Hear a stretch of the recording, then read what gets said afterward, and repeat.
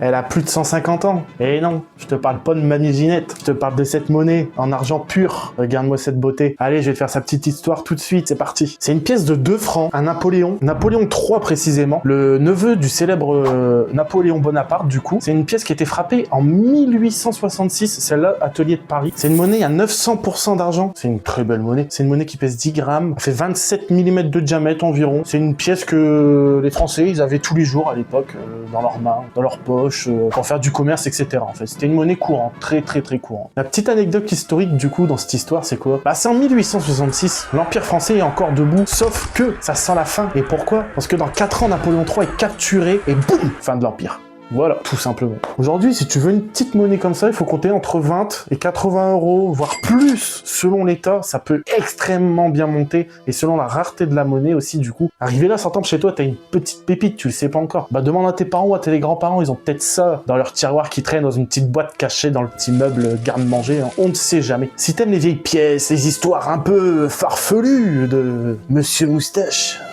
n'hésite pas à t'abonner, lâche un like et puis partage à tes potes pour qu'ils dorment moins con encore une fois. Allez, on se dit à la prochaine. Ciao.